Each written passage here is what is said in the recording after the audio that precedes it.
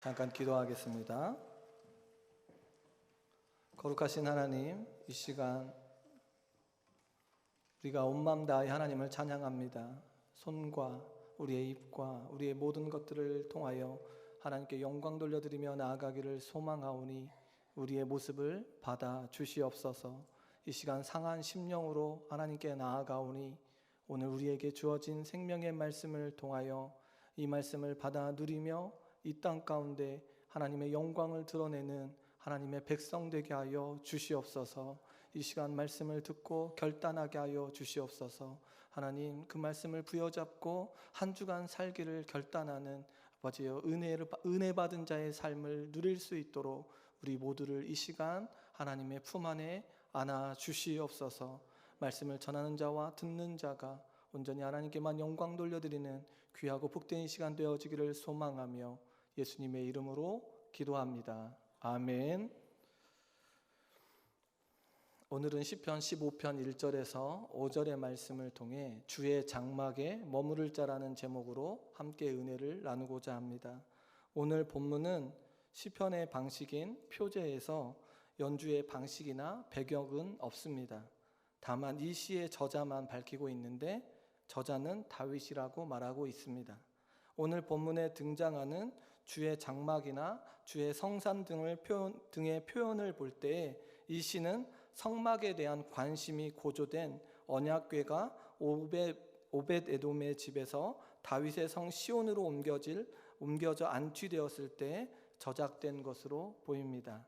사랑하는 성도 여러분, 성전은 주의 장막과 주의 성산으로 나타납니다. 주의 장막은 이스라엘 백성들이 광야 생활을 할 때에 주님을 만난 회막이었습니다. 사무엘하 7장 6절입니다. 내가 이스라엘 자손을 애굽에서 인도하여 내던 날부터 오늘까지 집에 살지 아니하고 장막과 성막 안에서 다녔나니 라고 말하고 있습니다. 사랑하는 성도 여러분, 이스라엘 백성들을 생각해 보시길 원합니다. 그들의 인생, 애굽에서 나와 가나안 땅에 들어가는 여정 속에서 하나님께서 함께 하심을 믿고 따랐습니다. 바로 장막을 통하여 하나님의 살아계심을 경험하고 그분을 따르는 삶을 살았던 백성이 바로 이스라엘 백성이었습니다. 민수기 9장 15절에서 18절의 말씀을 보면 성막을 세운 날에 구름이 성막 곧 증거의 성막을 덮었고 저녁이 되면 성막 위에 불 모양 같은 것이 나타나서 아침까지 이르렀으되 항상 그러하여 낮에는 구름이 그것을 덮었고 밤에는 불 모양이 있었는데 구름이 성막에서 떠오르는 때에는 이스라엘 자손이 곧 행진하였고 구름이 머무는 곳에 이스라엘 자손이 진을 쳤으니 우리 18절은 함께 읽어보겠습니다. 이스라엘 자손이 여호와의 명령을 따라 행진하였고 여호와의 명령을 따라 진을 쳤으며 구름이 성막 위에 머무는 동안 그들이 진영에 머물렀고. 아멘. 이스라엘 백성들이 여호와의 명령을 따라 행진했습니다. 여호와의 명령을 따라 진을 쳤습니다. 그리고 구름이 성막 위에 머무는 동안 진영에 머물렀습니다. 이스라엘 백성들은 철저하게 하나님의 명령을 따라 움직였던 그들의 모습을 보게 됩니다. 철저하게 하나님의 명령을 따랐던 그들의 삶 속에서 빼놓을 수 없는 것은 바로 성막이었습니다. 솔로몬의 성전 건축 이후에 성전으로 대치가 되는데 시편에서 장막과 주의 성산이 함께 나타날 때 이것은 예루살렘 성전을 가리킵니다. 이사야 33장 20절입니다. 우리 함께 읽어보겠습니다. 우리 절기에 시온성을 보라. 내 눈이 안정된 처소인 예루살렘을 보리니 그것은 옮겨지지 아니할 장막이라. 그 말뚝이 영영이 뽑히지 아니할 것이요 그 줄이 하나도 끊어지지 아니할 것이며. 아멘. 주의 장막과 주의 성산은 무엇하는 장소입니까? 이스라엘 백성들이 하나님께 나아가 예배하는 거룩한 장소입니다. 이것을 통하여 이스라엘 백성들은 하나님의 말씀을 들었고 하나님의 임재하심을 경험했습니다. 그러기에 이스라엘 백성들에게 주의 장막과 주의 성산은 정말로 귀하고 복된 장소입니다. 그런데 지금 시인은 이 거룩한 곳에 머무를 자가 누구인지, 주의 성산에 사는 자가 누구인지 여호와 하나님께 묻고 있습니다. 민수기 6장 23절에서 26절에 보면 아론과 그의 아들들에게 말하여 이르기를 너희는 이스라엘 자손을 위하여 이렇게 축복하여 이르되 여호와는 내게 복을 주시고 너를 지키시기를 원하며 여호와는 그의 얼굴을 내게 비추사 은혜 베푸시기를 원하며 여호와는 그 얼굴을 내게로 향하여 드사 평강 주시기를 원하노라 할지니라 하라. 그들은 이같이 내 이름으로 이스라엘 자손에게 축복할지니 내가 그들에게 복을 주리라 라고 말하고 있습니다. 모세를 통하여 하나님께서는 아론과 그의 아들들에게 말씀하십니다. 여호와 앞에 나오는 자신의 백성들에게 축복하라고 말씀하십니다. 복을 주시고 은혜를 베푸시며 평강 주시기를 원한다고 이스라엘 자손에게 축복할지니 내가 그들에게 복을 주리라고 말씀하십니다. 사랑하는 성도 여러분, 여러분과 제가 하나님 앞에 나아가 예배드리며 나아갈 때에 은혜를 주시며 평강을 허락해 주시는 분이 바로 하나님이십니다. 오늘 하나님께서 우리 동북교회에 오셔서 우리에게 얼굴을 향하여 드사 평강을 주십니다. 축복해 주십니다. 그러기에 이 시간이 얼마나 복된 시간인지, 이곳이 얼마나 복된 곳인지 알아야 합니다. 이곳에서 하나님의 임재하심을 경험하며 하나님께서 말씀하시는 놀라운 축복을 경험하며 나아가야 합니다. 지금 시인은 이러한 놀라운 축복과 은혜를 경험한 자입니다. 사랑하는 성도 여러분, 여러분 역시 시인처럼 하나님 앞에 하나님께 예배드리며 나아갈 때에 축복과 은혜를 경험한 자들 아니십니까? 저도 마찬가지입니다. 하나님께 예배드리며 나아갈 때에 이런 축복과 은혜를 경험한 자입니다. 그렇다면 오늘 지금 이 순간에도 동일하게 하나님께서 그 축복과 은혜를 이곳에서 우리에게 베풀어 주실 줄 믿습니다. 우리에게 허락해 주실 줄 믿습니다. 2020년도에도 우리는 하나님 앞에서 어떠한 모습으로 서야 하는지, 하나님 앞에 어떠한 모습으로 나아가야 되는지 이 시간 결단하기를 주님의 이름으로 축원합니다. 우리는 주의 장막에 거해야 합니다. 주의 성산에 머물러야 합니다. 시편 61편 4절을 함께 읽어보겠습니다. 시작. 내가 영원히 주의 장막에 머물며 내가 주의 날개 아래에 피하리이다. 셀라. 아멘. 여기에 쓰인 단어 머무르다는 시편 61편을 보면 유하다, 영원히와 연결됩니다. 다시 말해 유하다와 거하다는 잠시 머무는 것이 아니라 예배의 참여자가 성소 안에 들어가 하나님의 보호를 받는다는 뜻입니다. 하나님의 품 안에 들어온 자들이며 위기 상황 속에서 그들을 추격하는 자로부터 보호를 받을 수 있습니다. 61편 시편 61편 3절에 주는 나의 피난처시요 원수를 피하는 견고한 망대이심이니이다 라고 말하고 있습니다. 사랑하는 성도 여러분, 주의 장막에 거해야 하는 이유는 영원토록 하나님의 보호를 받기 위해서임을 알아야 합니다. 하나님의 품 안에 머물러야 합니다. 하나님의 축복을 받아 누려야 합니다. 우리는 이 축복을 예수님을 통하여 영원토록 누리는 기쁨을 맛보게 되었습니다. 그러하기에 우리는 지금 이 자리에 나와 마음껏 하나님을 찬양하며 나아갈 수 있게 되었습니다. 빌립보서 3장 20절에 보면 우리의 시민권은 하늘에 있는지라 거기로부터 구원하는 자 곧 주 예수 그리스도를 기다리노니 라고 말하고 있습니다. 우리는 하나님의 시민권을 가진 하나님의 백성입니다. 예수 그리스도부터 시작되어진 놀라운 은혜를 받은 자, 그러기에 우리는 이 은혜 안에 영원토록 머물러야 합니다. 주의 장막에 주의 성산에 머물러야 함을 알게 됩니다. 지금 힘겹고 버거운 길에서 어디로 가야 할지 몰라 방황하십니까? 새해가 밝았는데 나만 아직도 어두움에 갇혀 있는 것 같아 보이십니까? 우리의 자녀들, 우리의 손자와 손녀들을 바라보면 저들에게 무엇을 주어야 하는 것일까? 무엇을 보여주어야 하는 것일까? 막막한 이 시대 앞에 아무런 것도 보이지 않으십니까? 이스라엘 백성 또한 그러했습니다. 아무런 것도 보이지 않았습니다. 막막했습니다. 그런데 그들이 어떠했습니까? 애굽에서 그들이 어떠하였습니까? 하나님께 부르짖으며 하나님께 탄식했습니다. 오늘날 살아가는 수많은 사람들도 그러합니다. 저와 여러분의 삶 역시 막막하다고 답답하다고 하지 않으십니까? 그런데 다른 점이 있다면 이 막막한 시대 앞에 이스라엘 백성들에게 하나님께 나아가는 은혜가 주어졌습니다. 이 막막한 시대 앞에 이스라엘 백성들에게 하나님께 나아가는 은혜가 주어졌습니다. 주의 장막에, 주의 성산에 머물 수 있는 은혜가 있었습니다. 절망과 두려움에 처해져 있는 이스라엘 백성들에게 하나님께서는 주님의 날개 아래 보호해 주셨습니다. 그렇다면 그곳에 머무르기 위해서, 그곳에 살기 위해서 요구사항이 있습니다. 2절에서 5절 상반절의 내용이 바로 그 요구사항들인데 10가지가 주어져 있습니다. 여기에서 제시되고 있는 이 10가지의 덕목을 한번 잘 살펴보시기를 원합니다. 이 덕목들은 실천적인 것입니다. 다윗이 이토록 실천적인 덕목만을 나열한 것은 관념적 신앙만으로 하나님과 바른 관계를 유지할 수 없고 하나님의 축복을 받을 수도 없다는 사실을 강조하기 위해서입니다. 그럼 10가지의 덕목 중 첫 번째 덕목으로 제시되는 본문은 정직하게 행하며를 다시 번역해 보면 흠없이 완전하게 걷는 자가 됩니다. 정직하게라는 단어보다는 완전함이라는 의미를 가지고 있습니다.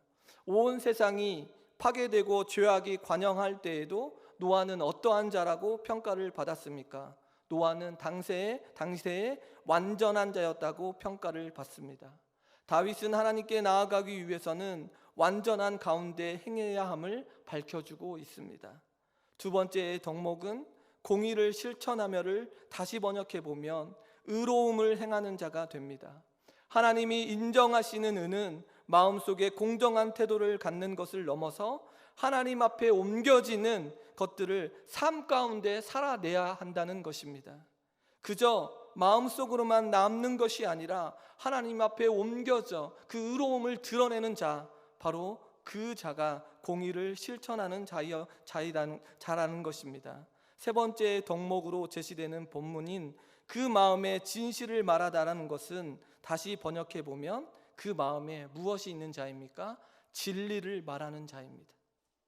다윗이 말하는 것은 자신의 마음속에 진리를 품고 있을 뿐만이 아니라 그 진리를 가감하지 않고 있는 그대로의 말로 표현하는 사람입니다.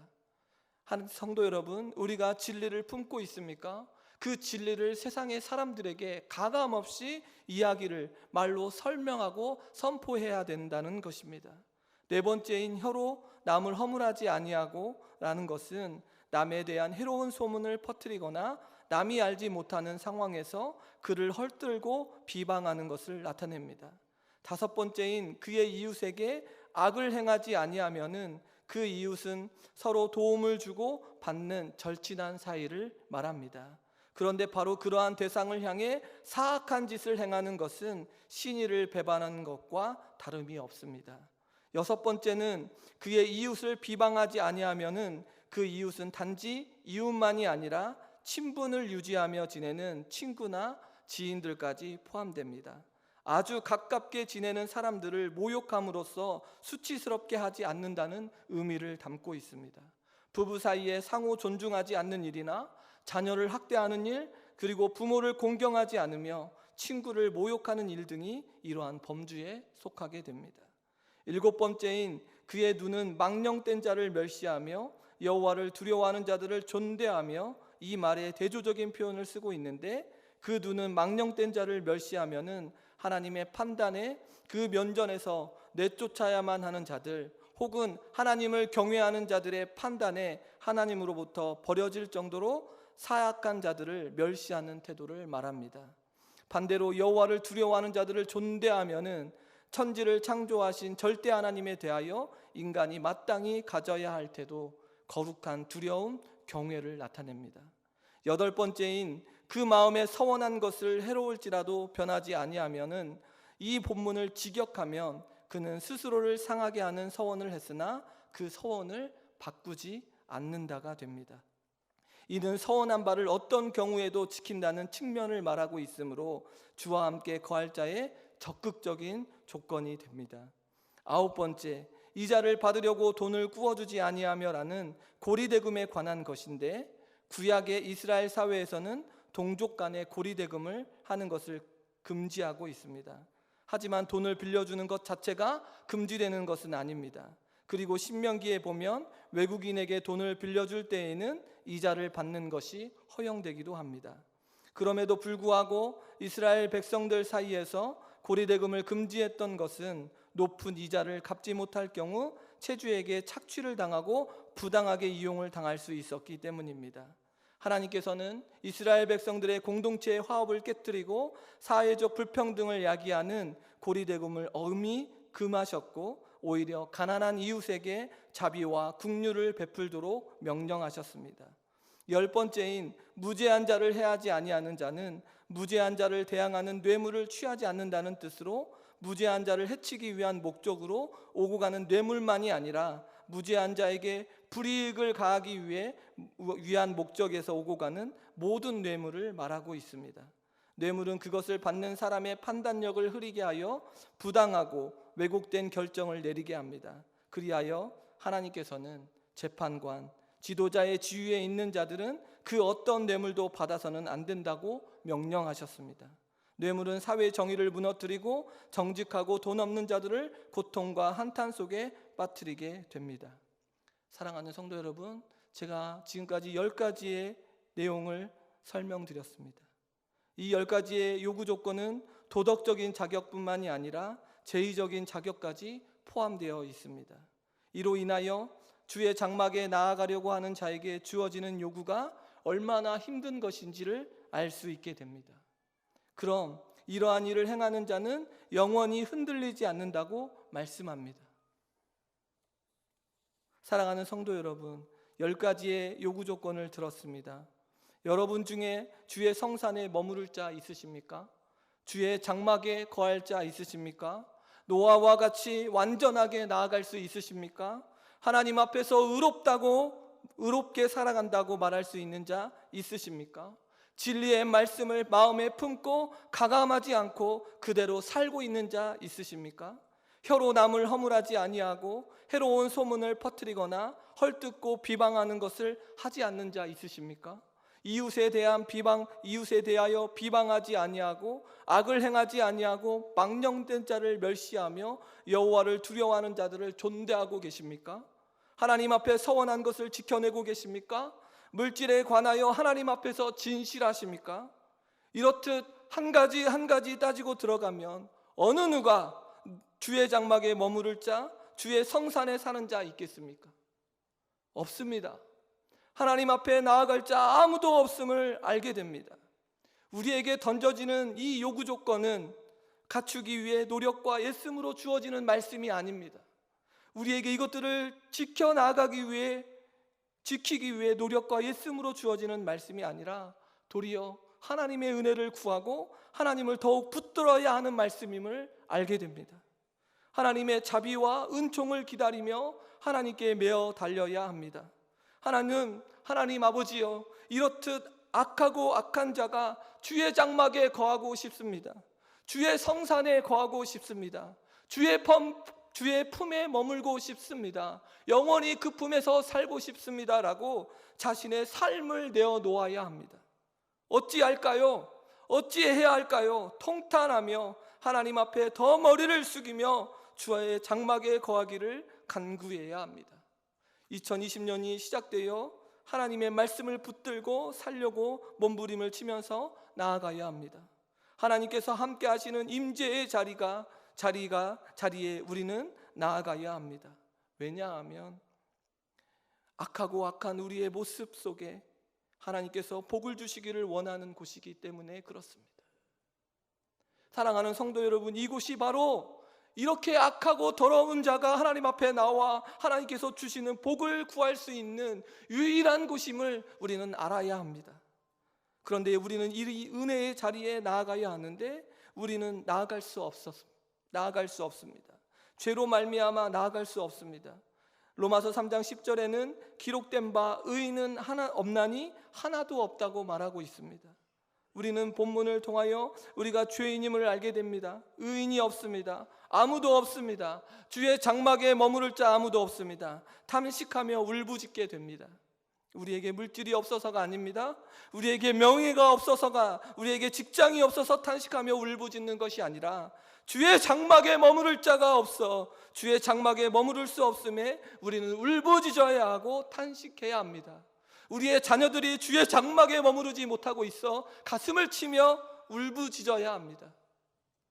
그러기에 하나님께서는 이 사실을 통하여 우리에게 구원자이신 예수님을 보내어 주셨습니다. 타락한 인간, 죄로 죽을 수밖에 없는 우리의 삶, 영원히 심판받아 마땅한 우리의 삶을 주의 장막으로 옮겨주실 수 있도록 예수님을 보내어 주셨습니다. 그러기에 사랑하는 성도 여러분, 우리의 자녀들이 주의 장막에 거하지 못한다면 예수 그리스도의 십자가의 은혜를 붙들고 기도해야 합니다. 타락한 인간, 죄로 죽을 수밖에 없는 우리의 인생이 영원한 하나님의 나라를 소망으로 품고 살 수 있는 유일한 그 예수 그리스도를 우리의 자녀들에게 증거해 주어야 합니다. 그리스도의 십자가의 은혜를 통하여 죄의 사슬에서 끊어지고 그 은혜를 힘입어 하나님께 나아가게 되었습니다. 의롭다 여김을 받게 됩니다. 완전한 자로 여김을 받습니다. 로마서 3장 24절입니다. 우리 함께 읽어보겠습니다. 그리스도 예수 안에 있는 속량으로 말미암아 하나님의 은혜로 값없이 의롭다 하심을 얻은 자 되었느니라. 아멘. 그 십자가의 길을 걸으신 예수님을 따라 우리에게 주어진 십자가를 짊어지고 날마다 자신을 부인하며 나아가야 합니다. 나를 구원하신 십자가의 은혜를 바라보며 하나님의 사랑을 기억하고 이웃들에 대한 마음을 품어야 합니다. 나 같은 자를 구원하신 은혜가 이웃과 또 우리 주변에 있는 자들에게도 동일하게 임하고 있음을 알아야 합니다. 그들 역시 어디에 거해야 합니까? 주의 장막에, 주의 성산에 거해야만 하는 자들입니다. 주의 성산에 살아야 하는 자임을 알게 됩니다. 그럼 우리의 삶이 어디로 나아갑니까? 어떤 것을 바라보게 됩니까? 그렇습니다. 우리의 인생 주의 장막을 고대하며 나아가게 되어 있습니다. 주의 성산에 살기를 소원합니다. 물질을 구하며 명예를 구하며 나아가는 인생이 아닌 오직 예수 그리스도를 통한 구원의 기쁨의 삶을 살아낼 수 있게 되어 있습니다. 그렇게 되면 우리는 하나님 앞에 나아가기 위해 몸부림을 치게 됩니다. 예배의 자리, 말씀의 자리, 은혜의 자리를 찾기 위해 몸부림을 치게 되어 있습니다. 우리의 인생이 버겁고 우리의 삶에 물질이 없어도, 우리의 삶에 명예가 없어도 그것은 이 땅을 살아가는데 불편한 것이지 영원한 것이 아니기에 우리는 인내하며 견뎌낼 수 있게 됩니다. 또한 그 물질이 주어질 때요, 그 물질을 함부로 쓰지 않게 됩니다. 그 명예를 함부로 쓰지 않게 됩니다. 그 물질이 우리에게 주어질 때에, 명예가 주어질 때에 어떻게 사용해야 하는지를 알게 됩니다. 하나님의 영광을 위해 아낌없이 사용해야 함을 알게 됩니다. 우리의 재능이요, 우리가 가지고 있는 모든 거요, 하나님의 영광을 위해 아낌없이 사용하게 됩니다. 왜요? 우리는 영원한 것을 사모하는 자들이기 때문에 그렇습니다. 사랑하는 성도 여러분, 여러분의 삶 2020년도가 시작되었습니다. 여러분의 삶에 하나님의 사랑과 은혜는 계속 부어집니다. 예수 그리스도를 통하여 계속 부어집니다. 이 은혜를 붙잡고 주어져 있는 요구 조건들을 바라보며 할 수 없습니다. 그런데요, 예수 그리스도의 십자가의 은혜를 붙들고 이 요구 조건을 가지고 나아가려 할 때에 은혜를 부어주시고 그 요구 조건에 맞게 살게끔 성령의 인도하심을 받게 되어 있습니다. 이것이 축복 아닙니까? 우리의 힘과 노력과 의지로 되는 것이 아니라 성령의 능력으로 주어지는 은혜 속에 이 요구 조건들을 하나님 감사합니다, 이 요구 조건에 맞게 살게 하시니 감사합니다를 외치며 하루하루를 살 수 있는 삶이 바로 우리의 삶입니다. 이러한 예수님과 함께 이루어 나아가는 놀라운 삶을 살아가는 2020년도가 되기를 소원합니다. 이제 우리 모두가 상한 심령으로 하나님께 나와 예배드리며 주의 장막에 거하는 자의 삶으로 나아가기를 소원합니다. 그리하여 담대하게 한 주간을 살며 하나님의 은혜를 구하기를 소원합니다. 이 은혜 속에 거하는 일들이 얼마나 복되고 아름다웠는지 서로 나누며 나아가는 우리 동북교회와 사랑하는 성도들이 되기를 소원합니다. 교회에 나와 상한 심령이 되어 은혜를 구하며 은혜를 나누는 하나님의 백성들이 다 되기를 소원합니다. 혹여 또 한 주간의 삶을 살다가 지치고 외롭고 슬프고 낙심될 때에 어디에 나와야 합니까? 사람에게 나아가는 것이 아닙니다. 환경에게 나아가는 것이 아닙니다. 물질 앞에 나아가는 것이 아닙니다. 지치고 외롭고 슬프고 낙심될 때 하나님 앞에 나와 우리의 인생을 다 쏟아냈고 하나님 다시 살게 해달라고, 하나님 어떻게 사는 것이 올바른 삶인지 가르쳐 달라고 몸부림을 치는 삶이 바로 우리의 삶이 되어야 합니다. 저는 2주 전에 교회에서 정말 기쁜 소식을 들었습니다. 제가 유초동부를 담당하고 있습니다. 네, 2주 전에 주일날이었죠. 유초동부 문을 열고 이렇게 들어가는데 저에게 한 친구가 막 와가지고 한 주 동안 자신의 기도를 하나님께서 들어주었다고 말했습니다. 진지하게 이렇게 기도했더니 이렇게 하나님께서 들어주셨다고 말하며 나아가는 그 친구의 모습을 바라보면서 얼마나 행복했는지 모릅니다. 교회에 나온 모든 성도님들이 이러한 모습이기를 원합니다. 서로 한 주간 하나님의 은혜 속에 이렇게 하나님께서 나를 붙들어 주었노라고, 아주 사소한 일이라 할지라도 아주 자그마한 일이라 할지라도 서로 한 주간의 하나님의 은혜를 나누며 기도를 제목을 나누며 또한 말씀을 듣고 결단하며 한 주간을 살겠노라고 서로 기도하는 모습이기를 소원합니다. 서로 세상의 이야기와 서로 어떠한 이야기들로 가득 채워지는 것이 아니라 서로 한 주간의 삶을 나누고 기도하며 은혜를 나누는 정말로 복된 하나님의 백성들이 되기를 주님의 이름으로 축원합니다. 그리하여 우리 모두가 이러한 고백을 하기를 소원합니다. 시편 84편 10절입니다. 함께 읽겠습니다. 주의 궁정에서의 한날이 다른 곳에서의 첫날보다 나은즉 악인의 장막에 사는 것보다 내 하나님의 성전 문지기로 있는 것이 좋사오니. 아멘. 사랑하는 성도 여러분, 저와 여러 성도님들 모두 주의 장막에 거하는 자들, 하나님의 백성들이 되시기를 주님의 이름으로 축원합니다. 기도하겠습니다. 하나님 감사합니다.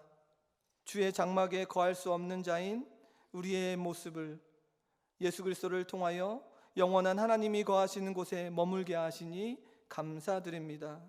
우리의 삶 주의 장막을 사모하며 날마다 하나님의 영광을 드러내는 삶을 살게 하여 주시옵소서. 하나님, 한 주간 삶을 살아 나아갈 때에 은혜를 베풀어 주시고 갈 길을 밝히 보여 주시옵소서. 예수님의 이름으로 기도합니다. 아멘.